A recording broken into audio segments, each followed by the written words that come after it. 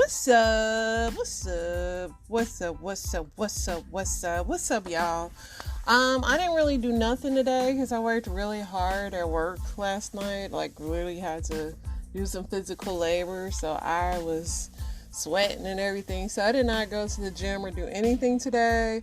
I actually made some potatoes that were sitting in my house that I needed to cook. You know, you gotta cook those potatoes before those little gnats come or something weird. So did that, made some cinnamon rolls, burnt them, probably a sign from above that I didn't need to eat them. And ate some leftover Chipotle that my husband bought yesterday. I think I've beat the DoorDash bug. I have not ordered it. I've not been tempted to order it. Dealing with our children. When you have children, especially like I don't care what age, adults or anything, when they go through things in life, you've been there and done that, and it's such a interesting thing as a parent to me. I learned so much from being a mom.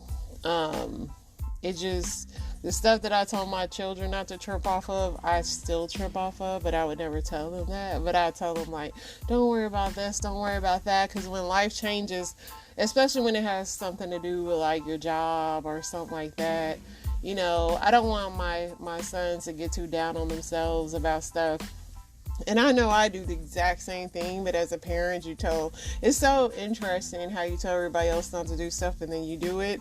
But I learn a lot because when I look at them and, you have to know that, like, I know that, that's how God probably looks at me, like, why is she tripping? She gonna be okay. You know what I'm saying? And that's the same way I try to, like, everything that I go through or even my children experience in life, I know there's a reason and a bigger reason for it. And everything happens for a reason. So, when things that are happening in my life are not things that I like, I try to figure out why this is happening. I understand things are going to happen because this is not heaven on earth. I always tell my boys that. But just the little things, and it's not nothing major happening to them. It's just life things happening. My oldest is having some issues with his apartment, and he's adulting, and and then with your children. Like, one thing about being a parent, man, like, you could just be wanting to chill, and, like, I promise you, my son's gonna text me. He's had some leak going on in his apartment, and it's caused his bill to be high, and this guy, it cracks me up how much of a stickler he is for money. He's called me every day to figure out what it is, and I, like, try to show him how to turn off his toilet via YouTube, and he's just adulting, and it cracks me up how, like, he does not want to spend this money, which is funny, because he'll DoorDash all day. But when it comes to paying them bills, baby, he is tight with that money, which I'm happy for. But it's interesting watching my sons grow up. And I'm in that loophole in life where, like, I have to let them grow up. One, because they're men, and two, because they're adults. And three, I'm just not always going to be here. And I know they straight. I know God got them, you know what I'm saying? And so it's like I have to constantly also remind myself that, because I would love to fix every problem they have. And, I can't. I could if I wanted to just show up slapping people, make them do what I want. But that's just not how the world works now, is it? But it's just funny how you look at their perspective and you look at your perspective of the things you go through in life. And it's like a grain of salt to me, because I'm just an old dog in the game. And they're just new, going and having new experiences and stuff. And it's just like, I want them to win so bad. And I have to know, and you have to know, that God wants us to win so bad. And he does. I'm not trying to be corny or cliche or whatever. It's just true, everything is going to be all right in the end. And the stuff that we worry about and get stuck on, it's just temporary. And, one thing is I try to instill in my boys is, like, anything material, whether it's a job, I would even say a woman, or anything that is just not, like, life is still going to go on. And I just don't want you to be stuck in a situation, a mood too long that is going to cause you to feel like this is the end for me, because it's not. They have so much more to go, and we all have so much more to go.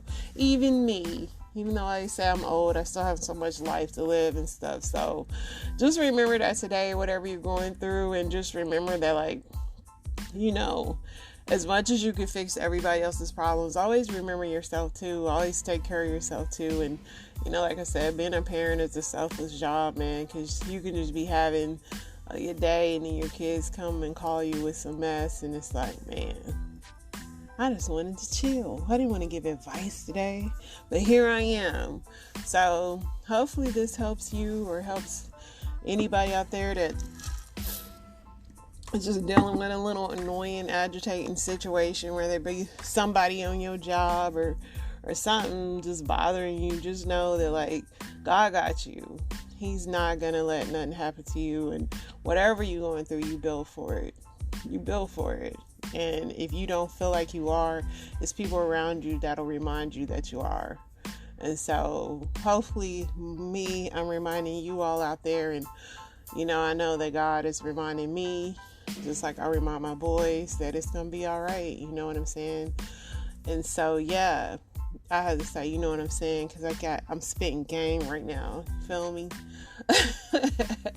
But other than that, y'all, I really didn't do anything. I was watching Living Single today, and I was like, Latifah, like, I have always known Queen Latifah was gay, but, like, now that I watch the show and I know she's completely out of the closet, it's just like, how are we ever believing Latifah was straight? Because she's not straight. Like, there's nothing straight about her on that show. But she played the role, I guess. I never believed it. I always believed she liked women. But, you know, that's just me.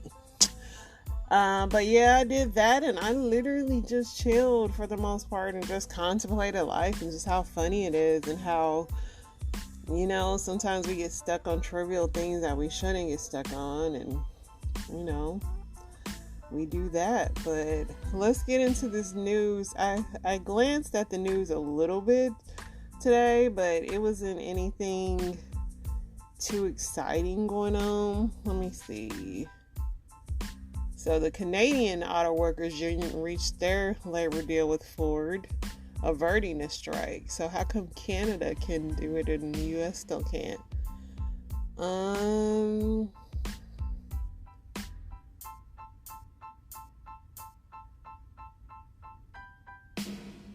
Baby born with 26 fingers and toes, held as a reincarnation of Hindu goddess. Interesting. Ex-wife of the Wolf of Wall Street confirms weird movie detail. I wonder if that's the one where she's showing her crotch.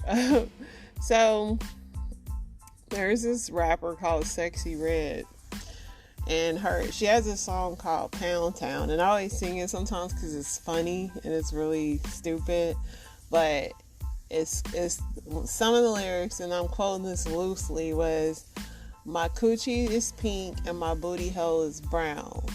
And I think it's like a really funny lyric to me. And I thought nothing could get more ridiculous until I was listening to a City Girl song, and she said, "My coochie pink, breast cancer week." And I was like, really? Is this where we are? I mean, you know, y'all used to laugh at, like, chicken tastes like wood, hip hop, hippity hip, and so I just want to know which lyrics are more ridiculous these days. Let's see what else we got going on here. Unfortunately, a lot of people are dead per usual. So Lauren Boebert, who is she's like some House representative. She's like a big time MAGA person, but she was like in a movie theater getting fondled and like pretty much beating the meat of the guy that she was with. I don't know if they was on ecstasy or what, man, but it was an interesting video. But a lot of people are coming after her, especially the LGBT, because she's very much anti-LGBT, and so they're like, how come you're in the movie theater where children are present doing all this. And I just saw a funny meme, she's anti-LGBT. This meme I seen was like, somebody said I just ate 2 burgers from Wendy's for 1 cent and now my neck won't turn. Y'all are dumb. Y'all gonna eat the 1 cent burgers or nah? I ain't gonna mess with it. I mean, I'm sure there's nothing wrong with them, but I ain't gonna do it. So a man who was accused of killing nearly 24 older women has been killed by his prison cellmate in Texas.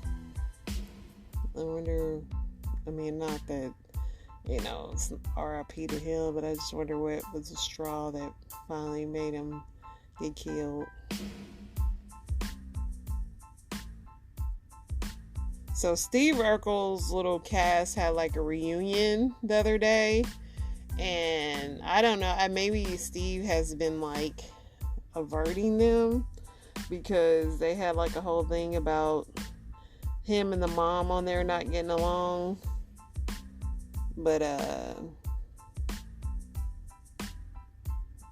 I guess she felt like, so Harriet was a spinoff of Perfect Strangers. I don't know if you remember that show.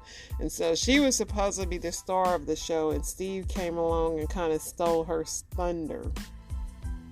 And so I guess that began the whole thing of it. They said that he tried to fight her on set during a scene disagreement on TV One. He said he never really felt welcomed by the cast. This info came out a couple of years ago.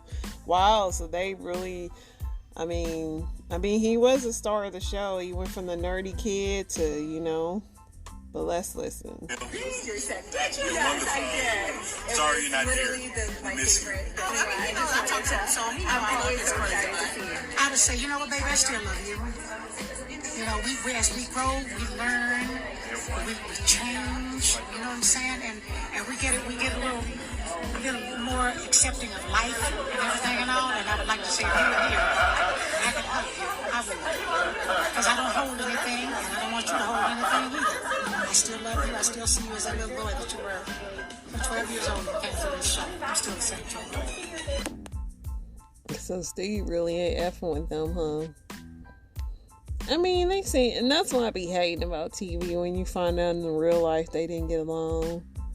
You know, and all of them were really good actors. I really can't say any of them were bad actors, even though they kept changing, because that little girl that was on there, they never brung her back.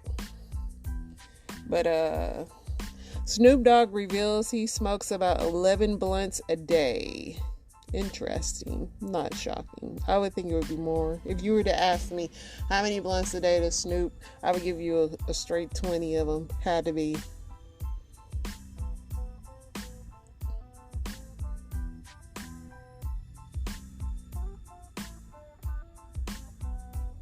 So yeah, I saw this video on TikTok. Columbus police say they're investigating a report that a father was told by officers that his 11-year-old daughter could face charges after he called to report that she had been a victim of an online predator. And so they're investigating because, the police showed up a lot later. I guess their daughter sent some nude photos to an older dude. And one, like I said, they came really late. And then instead of the police officers wanting to take a report of what happened, they were like, well, we can charge your 11-year-old daughter for porn because she sent out porn.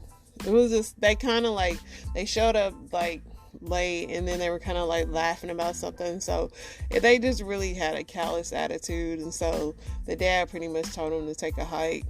But luckily it was all on ring cam, so hopefully they get reprimanded in some kind of way, because if that's how y'all handling 11-year-olds doing something like that, that is not cool.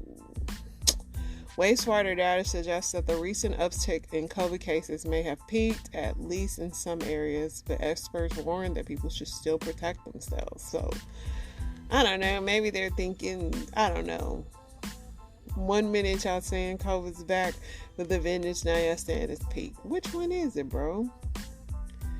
So that plane, which I talked about yesterday, it was a jet that the pilot ejected out of.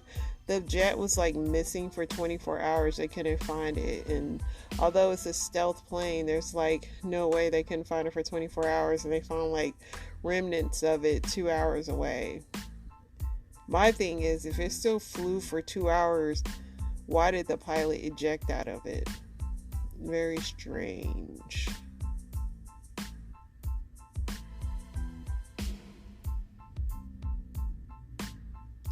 See what else we got. A New England Patriots fan was killed after an altercation with a Dolphins fan. These football stadium fights, they just never stop happening. Like every season you're going to see them. They just never stop. And sometimes the women are worse, arguing with the men.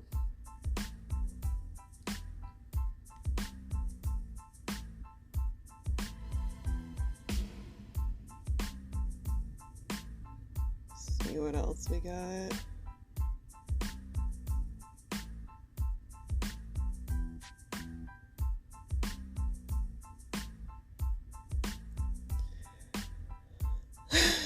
Just more murders, but some things I'm going to talk about when I have more context to it. It's just going to take me off track to read this whole thing of it, but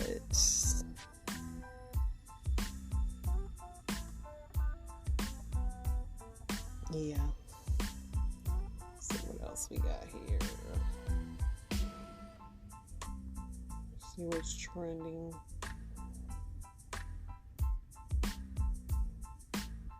No football today, so that's a good thing, I suppose.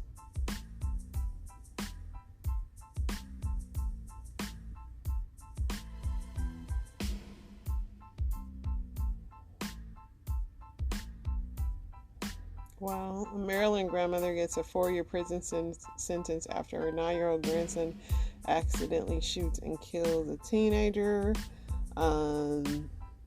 He accidentally shot a 15-year-old girl while showing off the gun, saying she failed to secure the gun. She was convicted of reckless endangerment and firearm by a minor. My thing is in this, and I agree with this sentence, but how come none of the school shooter's parents ever go to prison either? That's something I don't understand. Because, yeah, if you have a weapon and you have underage kids, it should be secured. But why come none of the school shooter's parents never get locked up either? Supposedly they're going to make flying taxis. They don't even have flying cars yet. They're going to make drone-like vehicles designed to carry 4 passengers, and pilot has accumulated 30,000 hours of testing on prototypes. So flying taxi could be coming near you. So this is going to be in my story time, and this is an MGM suffering daily losses of $4 million to $8 million due to an ongoing cyber attack. MGM International could be losing millions of dollars every day that is under a cyber attack, according to genuine industry analysts. The company could be facing a daily revenue of $4 to $8 million loss. New York-based Group's equity analyst predicts that MGM can face 10% to 20% revenue and cash flow reduction due to the ongoing cyber security attack, which has persisted for 2 weeks. MGM typically generates about $42 million in daily revenue and $8 million in daily cash flow. As of Sunday, MGM had not given any updates on the status of its computer systems, and there was no new additions. Despite numerous complaints, MGM maintains that payroll is executed as scheduled on Friday, contradicting reports from alleged employees who claim they hadn't been paid on time. So I have a story time on it, just some of the people saying what was happening to them when they're staying in there. But yeah, cyber tax is real.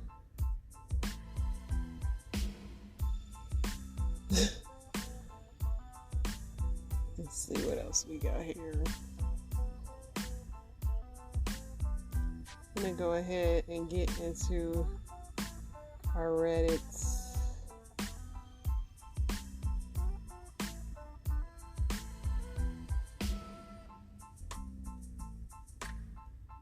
Let's go.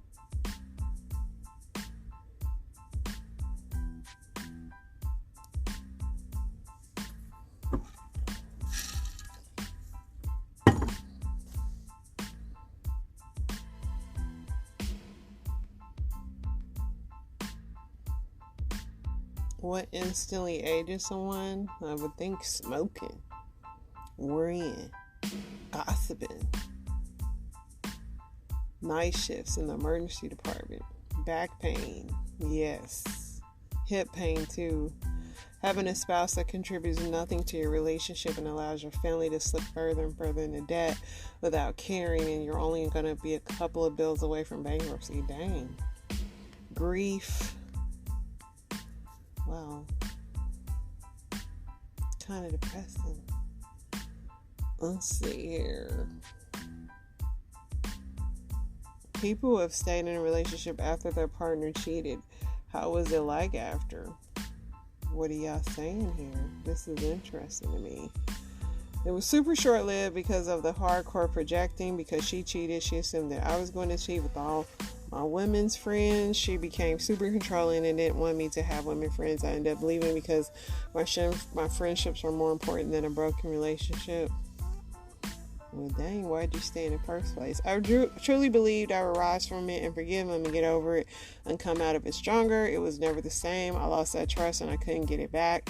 And eventually I stopped caring to win it back. It was a 7-year relationship, and although I don't regret it, I sometimes wish I knew to walk out sooner. But it made me realize that I really deserve, and it led me to a forever man in my life who treats me so well and loves me and honors me in our commitment. Amen. Amen. It's somebody said a ticking time bomb. That's what I would think, because it's like you're constantly watching and waiting, you know. I know for me in the past with cheating, it's never the same, like, you know, and you just kind of like, it's hard to come back off of it, and it causes so much damage. Like, it's hard to like pretend like that never happened. A lot of people do, though. If you're a woman, have you ever asked a guy for a D pic? If so, why? No, because they already beat you to the punch, number one. Somebody said no. Somebody said I traded pictures. Somebody said, yes, I went on a date, instant chemistry, talked and texted some really intense dialogue, got horny as hell, wanted to see the D. I asked him to send me a video and pics, and now we solve all the time. He is a beautiful cock. Life's like, this is hilarious. But that intense dialogue, it's hilarious. I almost feel like a man wrote that. A lot of women are like, no, simply not interesting, but some women, I mean, I'm like, is this real? Like, is this really real?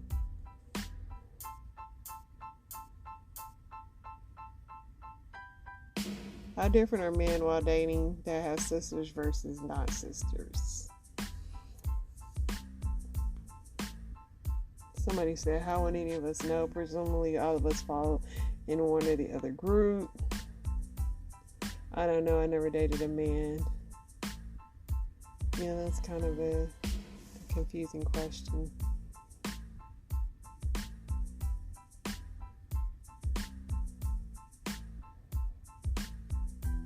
What are some pieces of clothing that women wear that men actually love? Every single time this question gets asked, number one is sundress. So the men still like the sundress. I love when my wife wears crop tops. Just like seeing the little peek of the tummy, not in a sexual way. It's just cute. They also make her all confident, and that's cute too. Sundresses. Men like sundresses, ladies.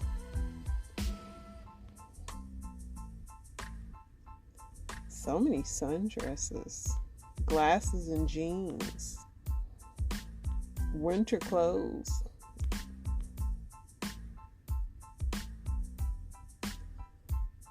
Sweater dresses. Thigh highs.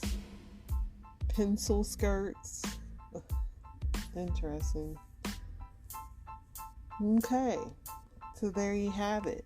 Let's get into these story times, y'all. Let me see what I got for y'all. Reason why I don't want you in my because you're unreliable and your hygiene is not up to par. I was just fed up. I didn't want you in my... I told Brianna in the past about her hygiene issues, and nothing's changed. So when it came up to my fashion show, I didn't want to deal with it. I'm just fed up with Brianna's stink, and I know everybody else is too. You act like it's an everyday thing. It's a hygiene thing with you? Well, it's pretty much every time I see you. No, it's not. We all have an issue with it. It's not just Tanya. It's embarrassing for all of us because we smell like the Funky Bunch. Hell, I even tried to wash you one time. Tanya's blowing this way out of proportion. No, I don't have hygiene issues. I have a chemical imbalance. And the fact that Tanya can't give me the respect of talking privately is even more messed up. This is a very sensitive subject. This is not something to just throw in front of the girls like a piece of gossip. Have you gone to a doctor about it? No, I haven't gone to a doctor about it. But how are you working on it? What do you do? Do you have a regimen? Oh my God, are you serious right now? Yeah, because I have a regimen. I'm telling you. You guys are crazy.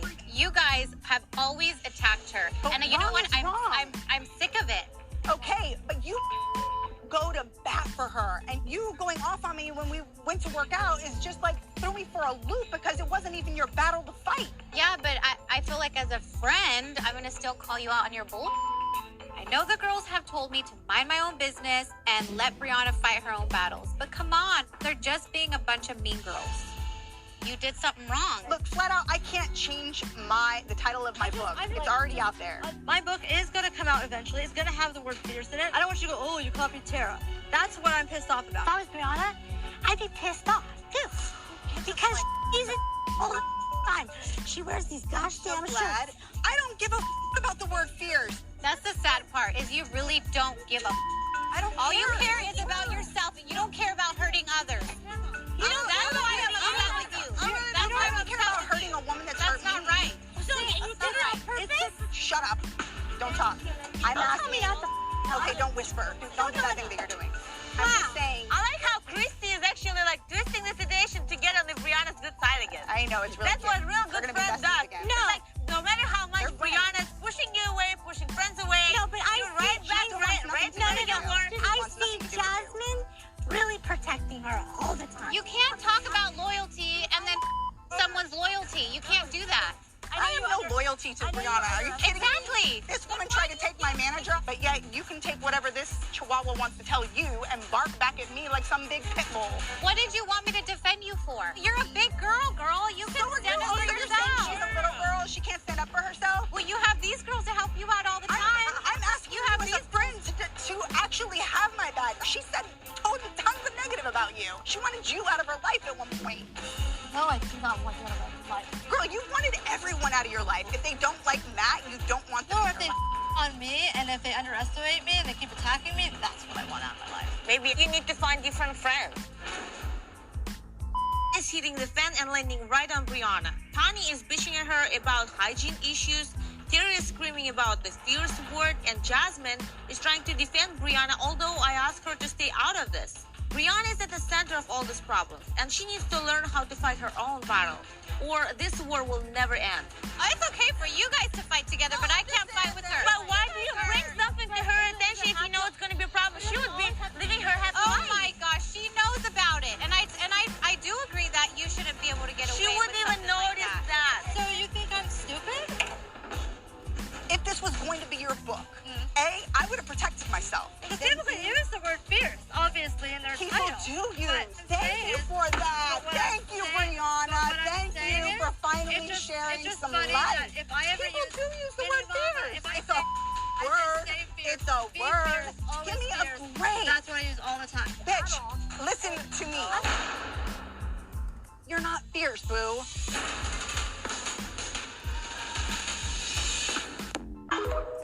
The only reason I downloaded that because it was the Little Women and they were talking about hygiene, and listen, this gonna be bad, but I do wonder how they wipe their little butts. Sorry. And they was arguing about that, and they said that they were gonna be the Funky Bunch, and I know this is terrible. But yeah, she said she didn't want to be the Funky Bunch. But yeah, that's the only reason. They had a little argument. Pun intended. So, the long of the story is, no, I'm not a reporter. My page doesn't even have this type of content. So I'm just saying what I know of the situation, and if you want more thorough, specific information, then it's everywhere online. But hackers got into the MGM and Caesars Palace database, so they have full control of their computers, their slot machines, their lights, even their room key cards. They don't work. The guests have to use manual keys. The ransom was $30 million. Caesars met them halfway, paid $15 million. As of this point, MGM hasn't paid anything, which I was confused about, because I'm like, they daily make $33 million. That's their daily revenue, so why not just pay it? Come to find out, the hackers have created so many back doors where if they somehow get booted off of the network, they can just get right back on through all of the little mini back doors that they set. So they're going to have to build a complete new infrastructure, network system, all of that. And that can cost billions of dollars. How they initially got in was through a 10-minute phone call. So apparently one of the hackers was looking on LinkedIn, found an employee of MGM, found out what his credentials was, contacted IT, said, hey, I can't log on to the system. So IT reset the password, and that's how they got in. That's wild. And they never hack anything good. Like, I mean, these hackers, they be going in. Y'all, I'm not gonna lie, this Kirk Franklin documentary on YouTube was 35 minutes and it tore me up. Imagine being one of the greatest gospel artists of all time, 53 years old, and finding out that you've been lied to your whole life and your biological father has lived down the street from your studio your whole life. Imagine thinking you got closure and buried your real father to find out that's not the daddy. Imagine your mama still lying to you after the proof is right in her face. So it starts off with Kirk talking about his life and his childhood. He got adopted by this lady named Gertrude, who was 64 years old and he was 4 years old. First of all, Gertrude is one of the oldest names in the book. That's like Agnes and Margaret. Imagine looking at your baby for the first time and be like, yeah, I'm gonna name my baby Gertrude. You hate your baby. Like, what is a nickname for Gertrude? Gerger, true, like, please. And he was detailing his childhood, basically saying that he didn't have no friends, no birthday parties, no nothing. He was just him and his piano. Also say his biological mother would come see him 2 to 3 times a year. But my thing is that why even come see me? Because I would want to go with you every time. Stop coming to see me. Just leave me where I'm at. You coming to see me randomly does nothing for me while I'm at home playing Twinkle Twinkle Little Star by myself. Please leave me alone. We then jump to present day where he's recording his 13th studio album and filming the process. Let me get y'all together real quick. I see a lot of y'all talk about why is he using cameras? Is this for drama? This for TV? Like, y'all don't record yourself getting out of bed, getting ready with me videos, going to lunch, brunch, and hunch. Let this man do what he do. So anyways, while recording the album, Kirk talks about his friend Melody with the hat on that he has known since she was a child. Melody tells Kirk that it's a funeral for his biological auntie who passed away, but Kirk said he's not going because his mama's gonna be there and he ain't seen her for 23 years. Now I don't blame him for not going because technically that's not my auntie because I don't even know who my mama is really. Second of all, at funerals, everybody be trying to catch up. I'm not trying to catch up and relish with y'all mustards. That's exactly what happened because you know black people love to be messy and go off topic. So a guy named Rick came to the funeral talking about that he used to date Kirk mama Deborah when they was kids. One thing about black people, they love a rumor. So they start talking about, oh, he got Kirk eyes, Maury. He got Kirk nose, Maury. Cheeks, Maury. The rumor is going around. So Kirk mama reach out like, hey, if you would like to talk to me about the rumor,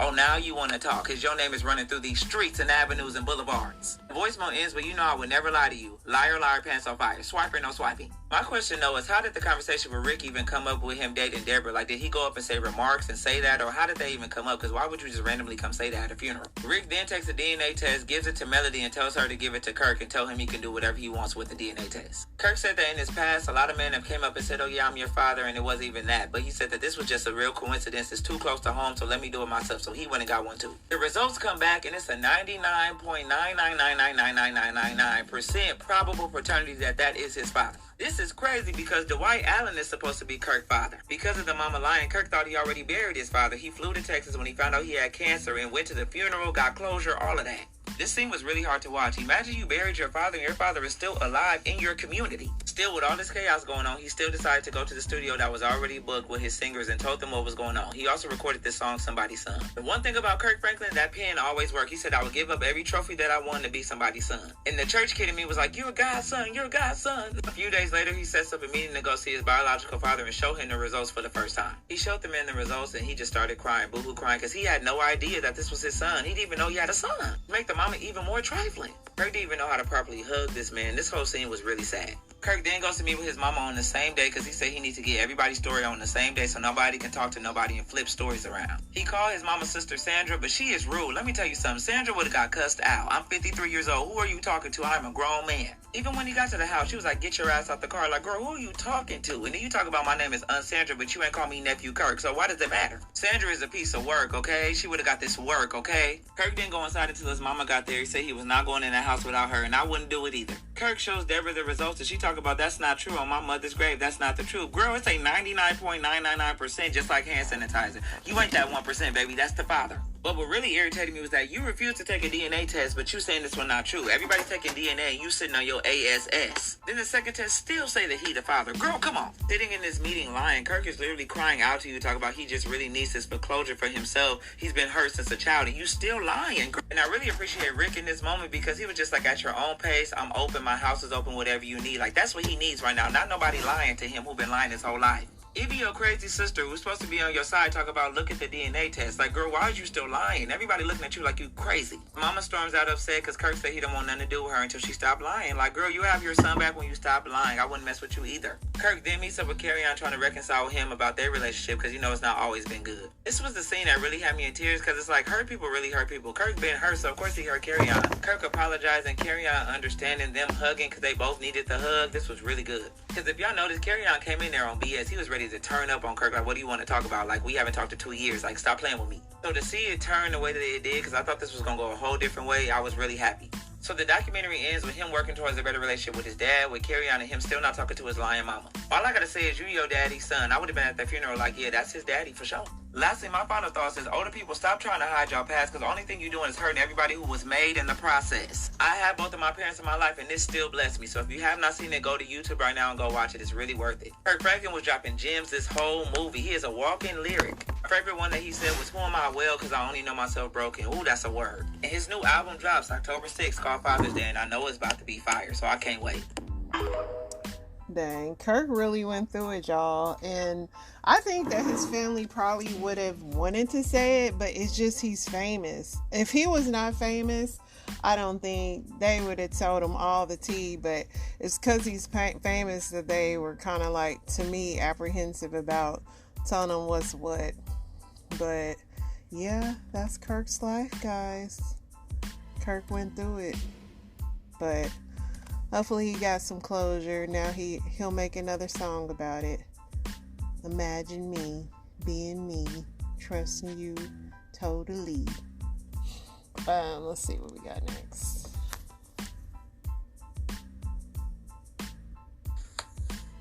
This is Dave. Dave was newly divorced and decided to sleep around. Why not? I'm not interested in being serious. I am seeing other people. Dave was sleeping with Carrie and Liz. Everybody knew, no big deal. One day, Carrie and Liz ran into each other at Dave's. They just happened to be there at the same time. Later that day, Carrie sends a text to Dave saying, let's move in together. Dave is like, whoa, whoa, whoa, whoa. And definitely no. Carrie flips out, don't ever speak to me ever again.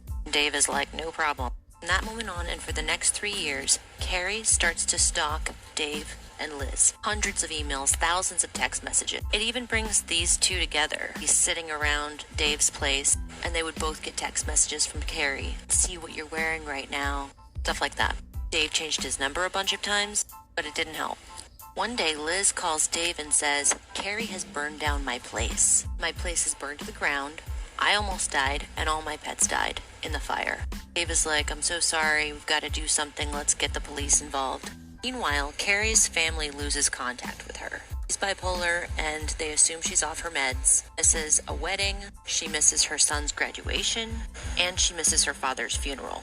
She'll text every now and then, but that's it. Carrie's mom is suspicious because the texts don't look like they're from her. And she knows her daughter, and she knows she would never just leave. Nobody takes the mom seriously. Until these two detectives and this forensic guy were like, you know what, this is all fishy. We have a 3-long-year harassment case and a missing woman who are linked. One guy says, I'm going to pretend like Carrie's alive, and you're going to pretend like Carrie's dead, and we'll see who can prove who wrong.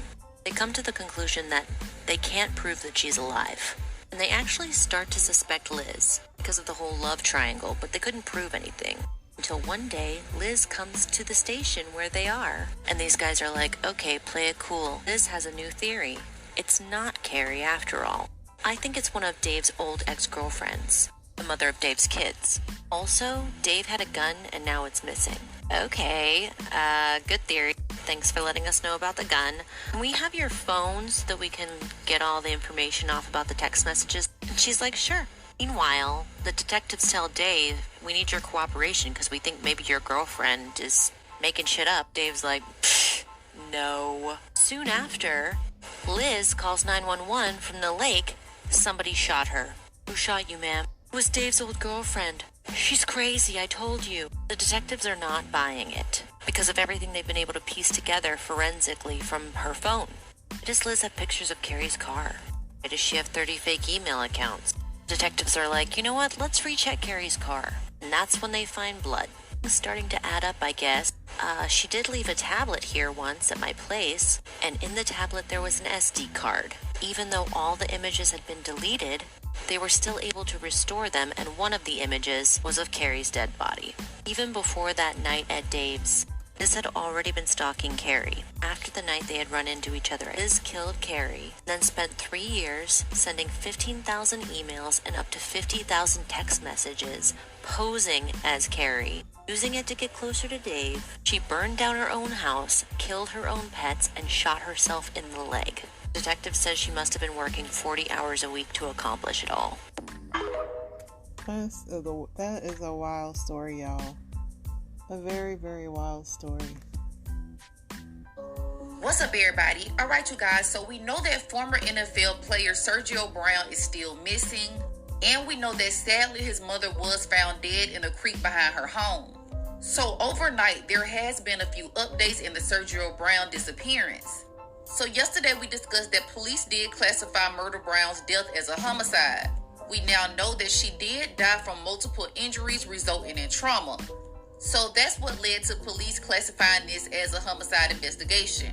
So Sergio is still missing, but we know that Sergio and Murder were last seen together on Thursday. Now, neighbors have come forward and they are helping police with this investigation, and they are helping with the timeline. We learned that the police have been called to the home of Sergio and his mother on multiple occasions. And neighbors and family members say that Sergio has not been himself the last couple of months. One neighbor is saying that police actually got the ring cam footage from his home, and what they saw on it, y'all, is shocking. And they seen him taking out the trash, and they seen him had a bonfire where he burnt all her clothes. So this is the first time that I'm actually hearing this, but this neighbor is saying that police saw on ring cam footage that Sergio was having a bonfire and he had burnt all of his mother's clothes previously to them being reported missing. Now, there was a post indicating that he might have been in Mexico City. There was a video that supposedly was circulating, but like I said before, that has not been confirmed.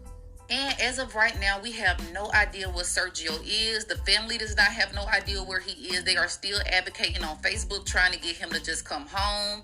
Now, if you have any information in the disappearance or the whereabouts of Sergio Brown, please contact police. This happened in Maywood, Illinois.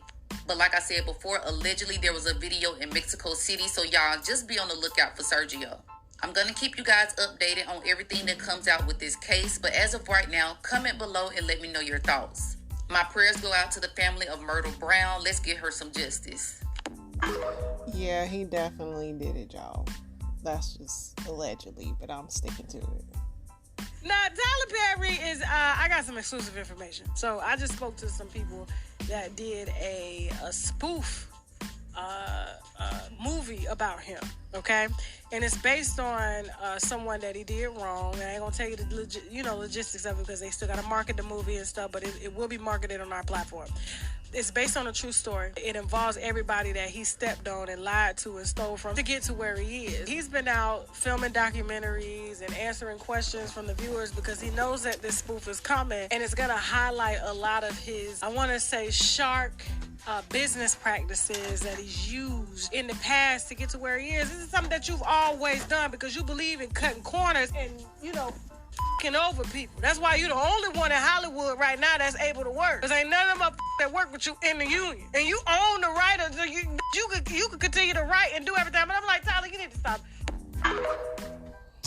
I don't know. Tyler Perry I like Tyler Perry. He's just, I mean, everybody's sketchy, y'all. For real. I can't not deny that. But, you know who's not sketchy? Me. You know who'll be back tomorrow? Me. Y'all stay safe. Y'all be good. I'll be back. Stay up. Keep your positivity going, y'all. Trouble do not last always.